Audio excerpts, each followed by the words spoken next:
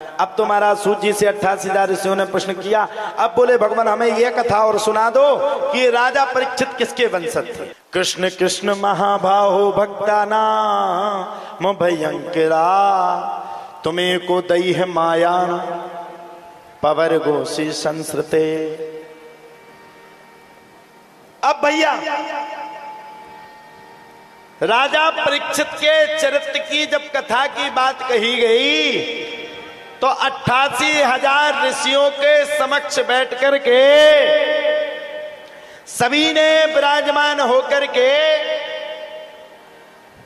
तुरंत सूत जी महाराज ने कह दिया, सुनो ऋषियों, अगर तुम्हें राजा परीक्षित के वंश का पता चलाना है तो सबसे पहले महाभारत में प्रवेश करना पड़ेगा। यदामृथे कौरव सिंजयानम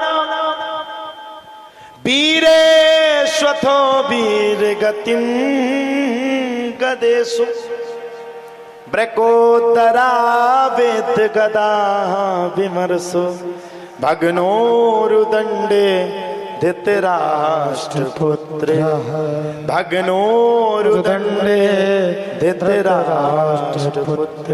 अच्छा सच्ची बात बताना, महाभारत में प्रवेश हो गया। महाभारत किसने करवाया था? महाभारत में योगदान किसी एक मनुष्य का नहीं था, सबका था। किस किस का था? देखो पहला महाभारत तो धृतराष्ट्र ने करवाया कि नहीं? हस्तिनापुर का राजा कौन था? कौन था?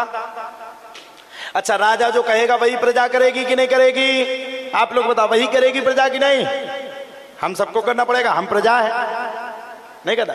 यहां भाई जो सर संचालक होगा जो कहेगा वही तो करना पड़ेगा। धृतराष्ट्र के मत में स्वयं नहीं था, धृतराष्ट्र स्वयं नहीं चाहता था कि यह राज्य पांडवों को मिले। भाई ये धृतराष्ट्र नहीं चाहता था। ये कौन नहीं चाहता था? धृतराष्ट्र। यदामृथे कौरव सिंजयानाम वीरे सुथो वीर गतिम गदेशु ब्रकोदरा वित्त गदा विमर्शो भग्नोरुदंडे धृतराष्ट्र पुत्र। धृतराष्ट्र के मन में विचार ही नहीं था कि यह राज्य किसी दूसरे को मिल जाए। यह धृतराष्ट्र की खुद की कामना थी। यह धृतराष्ट्र की खुद की कामना थी। धृतराष्ट्र नहीं चाहता था कि यह राज्य किसी को मिल जाए। और सच्ची बात यह है कि राज्य ही धृतराष्ट्र का नहीं था। अच्छा बताओ, हस्तिनापुर किसका था? आप लोग बताओ, हस्तिनापुर किसका था? पांडवों के पिता पांडु जी महाराज का था हस्तिनापुर। पांडु जी महाराज को श्राप था। पांडु जी महाराज को क्या श्राप था? पांडु जी को श्राप था कि अगर स्त्री से आसक्ति करोगे तो तुम्हें अपने प्राणों का त्याग करना पड़ेगा। अब महाराज पांडु जी महाराज की थी बात, तो पांडु जी महाराज ने आपस में जब विरह हुए तो श्राप लगा था। पांडु जी महाराज को अपने प्राणों को त्यागना पड़ा। इति मति रूप कल पिता वितेष्णा भगवती सात्वत पुंगवे विभो श्वासोकमोपगते क्वचित् विहर्तुं प्रगति मुपेयोसि यद भवा प्रवाह। वह कौन थे? अपनी मति रूपी पुत्री को भगवान के चरणों में देने वाले भीष्म पितामह थे उस समय, और धृतराष्ट्र थे। भीष्म पितामह की प्रतिज्ञा थी कि जीवन में ना कभी विवाह करूंगा। भीष्म पितामह की प्रतिज्ञा थी कि ना जीवन में कभी राज्य का सुख प्राप्त करूंगा। ये भीष्म पितामह की प्रतिज्ञा थी। अब धृतराष्ट्र यदामृथे कौरव सिंजयानम, धृतराष्ट्र तो नेत्रहीन थे, और नेत्रहीन शासक कैसे बैठे? भाई गद्दी को चलाएं कैसे?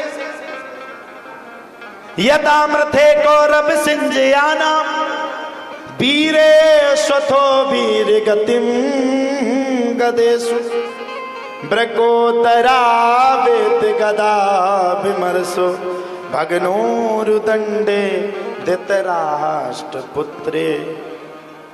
इस बात को लेकर के यह बात तय की गई कि जब तक पांडवों के पुत्र बड़े नहीं होते तब तक हस्तिनापुर के राजा ही धृतराष्ट्र होंगे, और जिस दिन पांडवों के पुत्र बड़े हो जाएंगे ये राज्य किसको मिल जाएगा? यह राज्य पांडवों को मिल जाएगा। अब महाराज पलट गई नीयत, जैसे आज के आदमी की पलट जाती है नीयत को। का टकाना कोई पे भरोसा मत करना, कब पलट करके तबला बजा दे भाग जाए कोई पता थोड़ी है। वो आजकल तो सोशल मीडिया चल गई, बिल्कुल तबला ही तबला है। एक आदमी जेब में फोन रखे सुबह हमसे बात कर रहा और फोन रखे रिकॉर्डिंग चला रहा, बाद में हमें उसकी गर्लफ्रेंड का नाम बताना पड़ा तब जाके रिकॉर्डिंग डिलीट किया। बढ़िया चला रहा था, हमने कहा रिकॉर्डिंग अच्छी होगी, बोले हो। हमने कहा रुको रुको रुको एक और सुने जाओ, तुम्हारी गर्लफ्रेंड का फलानी नाम जी और सुना देना रिकॉर्डिंग में। यहीं बैठा वो कह रहा था बेइज्जती मत करना। अब हमने कहा बेटा हम बब्बाजू के भक्त, तुम हमारी धुआं उड़ा भी आ गए थे, तो हम शांत पड़ गए। तो आजकल किसी का भरोसा मत करना, कौन कब कैसी छुरी चला दे कोई पता नहीं। धृतराष्ट्र का भी मन पलट गया। धृतराष्ट्र का जब मन पलटा तो धृतराष्ट्र ने मन में विचार किया, यह राज्य अगर मेरे पुत्र पांडवों को मिल जाएगा तो इस पांडव मेरे पुत्र कौरव इस राज्य के राजा बन जाएंगे। हाय हाय हाय, यदा तु राजा सुसुतान साधुन पुष्णन धर्मेन विनष्ट दृष्टि। विदुर जी ने समझाया पगला गए हो का, ये राज्य तुम्हारा नहीं। और सुनो धृतराष्ट्र, इस पुत्र के चक्कर में मत पड़ना, ये तुम्हें बर्बाद कर देगा। नीति विरोध न मारिय दूता, नीति के विरोध में कोई भी कार्य कदाचित हमें अपने जीवन में नहीं करना चाहिए। ऐसा मत करो, ऐसा करोगे तो सर्व विनाश हो जाएगा, और सर्व विनाश अगर हो जाएगा तो अपने विनाश के लिए निश्चितता तुम ही तैयार रहोगे। ध्यान रखना इस बात का। धृतराष्ट्र ने किसी की बात नहीं मानी, और जब धृतराष्ट्र ने महाराज किसी की बात नहीं मानी तब तो भगवान भी बार बार समझाया, नहीं माने। धृतराष्ट्र ने पांडवों को रहने के लिए खांडव वन दे दिया, जिसको बनाया गया बाद में इंद्रप्रस्थ। और खांडव वन में कौन रहता था? सर्पों का राजा तक्षक। और खांडव वन में ही पांडवों को गांडीव मिला। भगवान ने कहा कोई बात नहीं, जिसकी लागी रे लगन भगवान में, उसका दिया भी जलेगा तूफान में। जिसकी लागी रे लगन भगवान में, उसका दिया भी जलेगा तूफान में। जिसकी लागी रे लगन श्री राम में, उसका दिया भी जलेगा तूफान में। अब पांडवों के दिमाग बढ़ गया, खांडव बन दे दिया। अब जब खांडव बन दे दिया तो भगवान, अब कौरवों के दिमाग पे ये था खांडव बन दे दिया, मरेंगे पांडव, उसी में जाके तक्षक काट खाएगा। अच्छा, आदमी दूसरों के लिए जहर ही रखता है, वो अपन आदमी को दूध ही पिलाते, वो सांप बन जाता।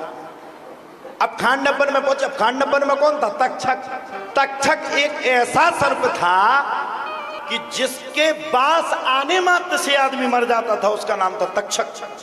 लेकिन जिसकी रथ को भगवान कृष्ण भगवान विष्णु चला रहे हो, भला किसी की क्या औकात जो यदुकुल नंदन भगवान श्री कृष्ण की रथ को कोई रोक ले। पहुंच गए। भगवान ने कहा यार तुम क्या हस्तिनापुर की बात करते हो, तुम्हें महल बना करके मैंने दिया, तुम मेरे सामने बात दे रहे हो। भगवान ने तुरंत खांडव वन में पहुंच करके राजा इंद्र का सुमरण करके, विश्वकर्मा भगवान का सुमरण करके राजा इंद्र को आदेश दे दिया, जाओ तुम्हारे स्वर्ग से अच्छा भवन इस खांडव वन में होना चाहिए, इंद्र के लोक से बड़ा लोक इस खांडव वन में होना चाहिए। जिस वन में सर्प रहते थे, जिस वन में बाबा बिच्छू रहते थे, उस वन को भगवान ने इंद्र की तरह इंद्रप्रस्थ नगरी बना दिया। ये है भगवान, ये है भगवान। राजा को कब रंग बना दे कोई पता नहीं, पतो चलो तुम करोड़न में खेल गए, वो पतो चलो रोड पे आ गया। किसी को पता कौन कहा जाएगा, किसी को पता नहीं संसार में। हम तो यही कहते 24 घंटा भगवान का भजन ही करते रहते, पता नहीं हमारी कब जुगाड़ लग जाए, है कब जाना पड़े संसार को कब खाली करना पड़े, कब अपने आप को खाली करना पड़े, कोई पता थोड़ी है।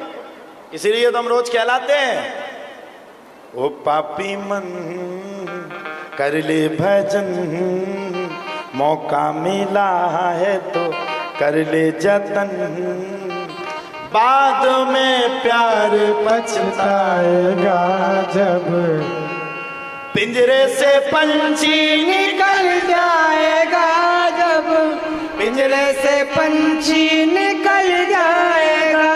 हाँ हाँ, पिंजरे से पंछी निकल जाएगा, जब पिंजरे से पंछी निकल जाएगा। क्या पता किस समय जाना पड़े, किस समय शरीर को छोड़ना पड़े। इसलिए शरीर को छोड़ो, उससे पहले भगवान को मान लो। शरीर को छोड़ो, इससे पहले भगवान के साथ जुड़ जाओ, और भगवान के साथ जुड़ जाओगे तो बड़ा कल्याण हो जाएगा।